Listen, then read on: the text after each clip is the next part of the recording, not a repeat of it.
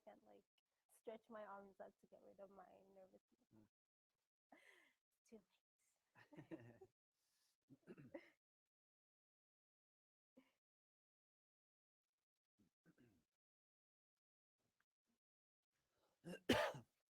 One of the changes that I've made is that I just added, like in one of the earlier questions, the second one is just like, what is school refusal? Yeah, So yeah, then we, yeah, yeah. but I feel like it's natural because, Yeah, yeah, of course. yeah, Of course.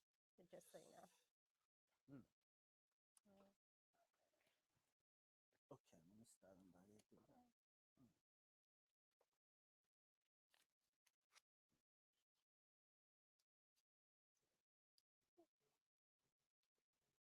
Yeah. Are we going live?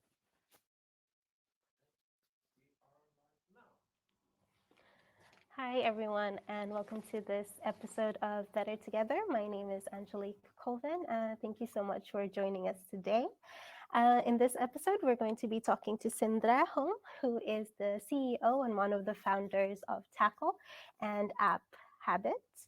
And essentially, what Tackl does is that they help children who are struggling with school refusal and struggling with daily routines. Their app gives them an easy way to have an overview of all their activities that they have to do in a fun and motivating way. And just a little bit of housekeeping. If you're joining us from Crowdcast, you can always ask us a question. It's just right down below, and there is a comment section on the right. So just feel free to leave your thoughts or ask any questions during the talk. And without any further ado, thank you for joining us. Welcome. Thank you. Yeah, I thought we could just start with you giving us a little bit of an introduction to yourself and Tackl. Yeah, my name is Sindre. As you said, I've run this company for 3 years now. Actually, my background is from communication, marketing, and PR. So it's quite far from healthcare and mental health, actually. But I started this company because I had some personal experiences with having children that was struggling to kind of cope with everyday tasks and school. So in that situation, I experienced that it's difficult to get help in an early phase of the problem, and I experienced that you have to kind of find your way as a parent. You have to find solutions yourself. The Norwegian healthcare system is really good, but in a phase where the problems are quite um, um, difficult to kind of identify, you have to find kind of the way out of it on your own. And when you have children that struggles with kind of mental health issues, the whole family get affected. So I just kind of decided I have to kind of look into this problem because I understood that I was not alone in this. There was a lot of other families experienced the same thing. So that's actually why I started the company. Yeah. And what exactly is school refusal? Because Yeah. this is quite new for me. So if you could just talk a little bit about Yeah, it's a that. very it's kind of a it's a it's not yeah it's a term that can be many different things.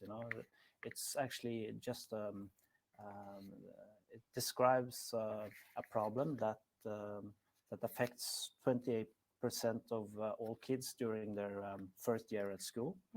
And that means that they have some kind of anxiety related problems um, um, um, with school and kind of everyday tasks. So it is actually, there can be a lot of different reasons why kids are struggling with this, but school refusal is the term we use for kids that are struggling to go to school. And what led you to, like, what was the kind of the idea that led towards the production of the app Habiit? Yeah, you know, in a situation like this, you try everything, try to you try everything to get things kind of to loosen up and try to find a solution to the problem. And one of the things we tried was playing Pokemon Go on the way to school, because that was really popular in those times. And what's interesting with Pokemon Go is that it's a game that actually kind of favors physical kind of movement. Mhm. If you move around, you get it happens more in the game. So we tried that on the way to school, and I experienced that that was actually working for a short period of time. But then I begin thinking that my game mechanisms could be like digital game mechanisms could be good to kind of help the kid to do stuff that are difficult. Mm. That's what was my insight. And then I tried to kind of investigate how could we do something about it, because I couldn't find anyone was working on that. Mm. Mm. And so the app itself, is it just specifically for the children, or how exactly does it work? The app is for the kid. Mm. So the kid have the app in their pockets, and yeah, they're using the app to kind of get overview of the everything is happening during the week. Because something we saw during the insight process was that many of those kids struggling with going to school, they struggle with kind of it's the whole week is everything is happening that is happening during the week is overwhelming for many of them. Mm. So it's a calendar there, and you get to you can map out everything you do during the day, and we kind of put on fun rewards onto everything they do. So they get rewards everything they do, kind of things like brushing teeth and going to school, and yeah, and answering questions about how the day has been and all that. So the app is for the children, Mm. but what we see is that children that are using the app, they are more likely to talk about how they feel and how the day has been with their parents. So it's kind of a tool to make the children open up, and kind of make it not so dangerous and not so scary to talk about kind of personal stuff and things that are difficult. Yeah. And I mean, this is kind of, it's really, really fascinating in that it kind of helps kids get an overview. I think also adults in general, we struggle with Yeah. kind of getting an overview of Yeah. what we have to do, and how perhaps do adults as well benefit from this, from the caregivers of the children who are struggling to cope with everyday routines and school refusal. Yeah, we hope to make the app not just for the kid, but kind of an ecosystem kind of solution for everyone who is working with kids with those issues, those problems. So because the app is kind of is gathering information about the kids' well-being actually. So we think that kind of data is very interesting for the school and school nurses, everyone who is working with this problem, because this is a big problem.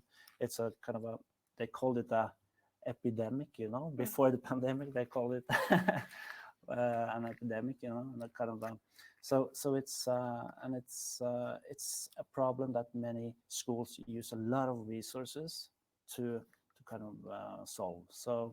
So we're looking into kind of how can we make that app like more like an ecosystem solution for everyone who is involved in that kind of space where the child is starting to struggle. Mm. And why, I mean, apart from the kind of like the reward element of it, why else did you choose a gamification aspect of for the app essentially? We have to. I knew that if we're going to succeed with this, we have to make something that the child actually wants to involve themselves in. So it has to be something they find quite amusing, and at the same time find kind of, yeah, it's kind of an important thing to do. So we had to really be um, you have to co-create the whole game together with kids all the time. So we have from kind of 3 years back, we have had so many kids trying out different prototypes and getting insight from kids. So use kind of creating a game was kind of the natural thing to do, because kids are playing games all the time. And they sit in front of their computers, and they're playing on their phone. So I think it's a given thing to do, right?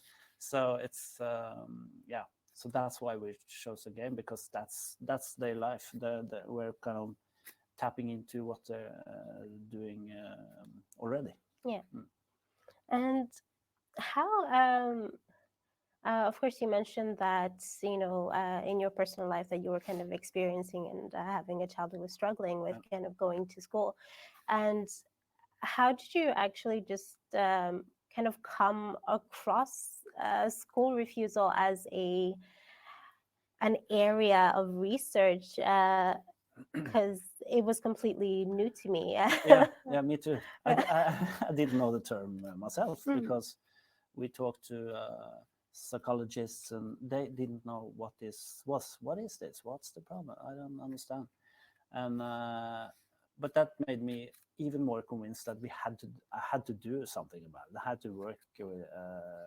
There's so much kind of things, what we call in Norwegian upløyd mark. It's something that is kind of, it's untouched, the kind of the problem, the field. So I I googled, and I actually found out that because I had this my hypothesis that kind of a game could be a solution to this, I started to Google games and health and kind of problems and all that, and I found actually there was some scientists, some researchers on NTNU in Trondheim that had experience with creating games for kids to help kids take medicine that was tasting bad. So they had this research project, which is called Blop, which was about kind of making fun games and digital solutions that could help the child do stuff that was difficult. And that was my insight that, okay, this has been done before. Why not kind of adapt that kind of mindset to the school refusal situation? Yeah. And are you working with these researchers now in your current project and in the other? We are. There has been a lot of students and researchers involved in the project. I think we have 3 master projects, 6 bachelor, not degrees, but like projects. Yeah. So they have feeded in a lot of insight in the solution that has been kind of Habiit, the app we are working on now. So we're still working together, and we are still now conducting a big trial for the next year. Yeah. Actually, I'm seeing that there's a question over here from Tobias, and he's saying, excellent concept and idea. How do you avoid unwanted adults, to put it nicely, to step into your app and doing unwanted activities? I guess it's a part of your focus areas to protect these kids from both abuse and bullying. So I'm guessing that essentially he's kind of asking how do we kind of keep the app safe and just for the kids? It's it's a really important issue, of course. But today it's like there's no interaction in the game. It's not a social medium, It's not like you cannot interact with anyone in the app. So it's just the kids' own kind of world, So we're really kind of aware of that, to not making it easy to kind of contact the kid or put in some information that shouldn't be there, or kind of Mm. do something violate, the Mm. kids' yeah, space. So Yeah. yeah, that's something we have on our mind. Yeah. Yeah.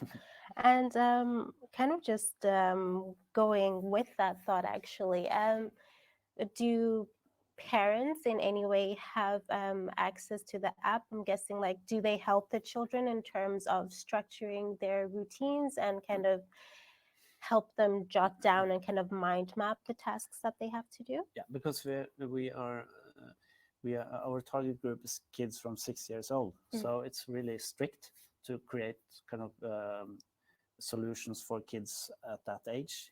So as a so it's like when you are downloading the app, one of the parents have to kind of certify that they're grown up. They're actually using bank ID, Mm. like in the login phase. So we know that there's a grown up that is actually saying that the kid can play this game, Mm. and we want with and some yeah and the first kind of phases in the game, you are going to kind of uh, um, answer a lot of questions, and you put in the calendar, like what kind of subjects you have, school subjects you have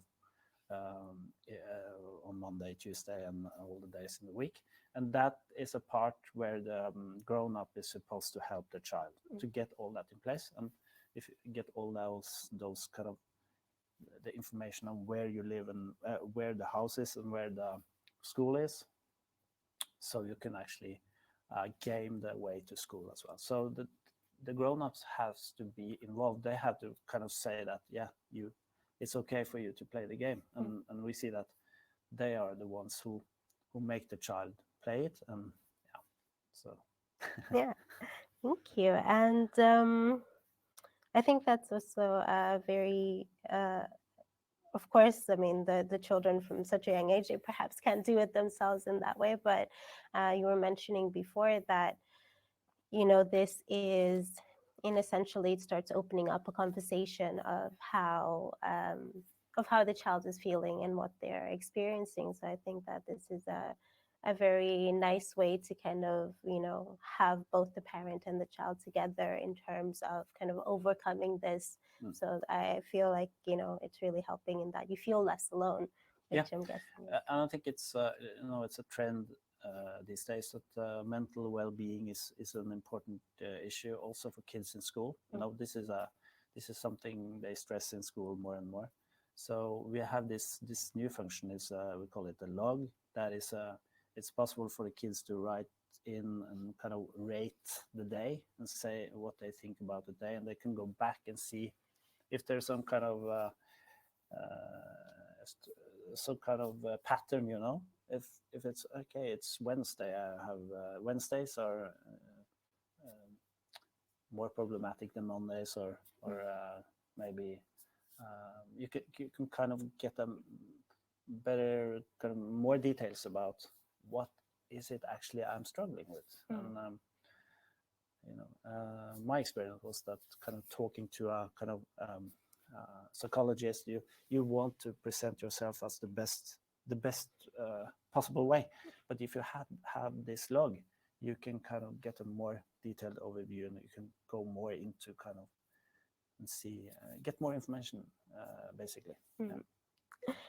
And Sigurd is asking, often technology gets the blame for increasing feelings of isolation in our society. Could you share more of your experience or thoughts on why it is important to embrace technology to motivate kids? I think it's technology has getting a bad reputation because it's kind of uh, many of those who develop technology are kind of creating solutions that makes people go back to it, and kind of be so kind of I don't know the word, but it's creating not a good habit, a bad habit, Mm. because you I think it's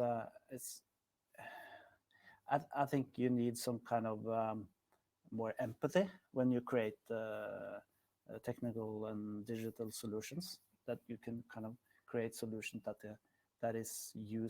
you use them because you need them, but you don't use them if you don't need them. So that's our focus. We don't want kids to use this app all the time. It's not supposed to, be awake in the night, right, playing it. So it's something you should use when you actually are in a situation where you need this support. So I think I hope that people and companies that are creating digital tools get more aware of that, because kind of the smartphone and technology has a bad reputation these days, because they're creating bad habits, Mm. basically. Yeah. Mm. And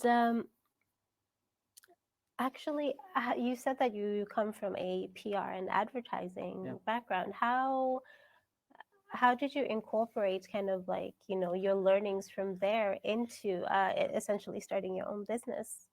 Mm. That's a yeah. My background is from creative side of the communications industry, you can say. So I've been doing fun stuff all my life, and then when you start a company, there's a lot of things that are not so fun, you know. But I think what I think is a kind of a plus for me as with my background is that when you create kind of creative solutions and kind of concepts, you have to be a good listener. So I think what has been very helpful is to kind of always be a good listener and not be too kind of in love with your own solution, but be in love with the problem you're going to solve. So I think that's what I take with me from the advertising and PR, is that kind of I have to kind of love my target group and be a really a good listener to them, because if you are, you you you are likely to succeed, because you are likely to at some point find the product market fit and kind of the solution that they will actually say that, yes, I need this, I want this. Mm. So I think that's what I take from that, my background. And of course, uh, being able to do marketing and kind of um, formulate the right message, all that is of course um, good to have as a baggage. Yeah. Yeah. And Tackle is a member of a leap. And how has your experience been kind of being in an incubator, and how has that helped Tackle? It's very helpful to be among other startups struggling with the same issues. And they're really good at kind of setting us in contact with potential partners and the public sector and all that. So it's very, because you don't feel so alone. As an entrepreneur, you sometimes feel alone, because you sometimes wake up and think, am I the only one actually caring for this? Mm. Um, and by like being an incubator, you remind yourself all the time that there's so many others in the same situation. Mhm. And we have another question over here from Sigurd, and he is asking, do you have any plans of launching Habit on Android, and if so, when? Yes, that's a question we have gotten many times. Yes, we want to do it, but we don't have the capacity to do it this autumn. So I hope we will do it during the year, Yeah. during the fall. Mm. So I know that there's a lot of people kind of yeah, asking us that question, and I hope, we're doing the best we can, and I hope to be on Android as soon as possible. Yeah. Yeah. Mm. And what opportunities essentially have you actually met? Uh, when developing the app? And I guess with that also comes challenges. So essentially, what have been your learnings while you have been developing this app? That's a big question. Actually, we have been quite. It's actually been quite. I won't say easy, but because it's not easy, but we have. I've been lucky because we have a really solid and good team, really talented people on the team. I'm really kind of impressed that I've not kind of done any big, you know, big. Yeah, it's been quite a good journey so far. So what I learned is that you have to be patient, you know, Mm. and and you are kind of you are the person, and you are the people working on it are the persons who care most about it, you know. Other people can be interesting, think it's a cool idea, it's very good you do this, but you have to kind of you have to hang in there and be patient, Mm. yeah, patience, that's the word. The biggest challenge. I think. Yeah, and since you started Tackle, how has the landscape changed from then until now? I mean, life Um, has changed. yeah, we actually we have got a lot of PR on the project as well. You know, biggest newspaper in Oslo, been on big podcasts about the issue. Sorry, uh, and I think the awareness around kind of mental health and kids have been so much more. You know, there's constantly articles and TV kind of uh, yeah about about this issue. So Mm. I think it's a really good thing. I know that politicians are talking about it. So I think it's been a much more awareness around the topic. Yeah. Mm. And we have a question here from Haley. Um, what new challenges have you faced as a consequence of the pandemic? Yeah, of course. When we at this time last year, we were supposed to do a lot of testing.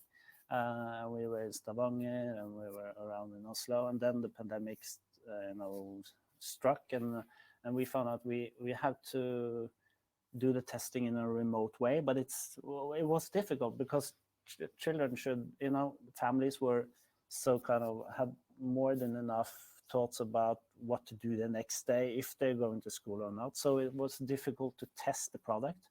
So, but that made us kind of speed up the production instead. So we actually got the product out faster than we were actually planning to do. So it has been, yeah, it has been some challenges with the pandemic, yeah, Mm. and still are. But yeah, but we hope it will go back to normal in the autumn. Yeah. Mm. And I'm just thinking,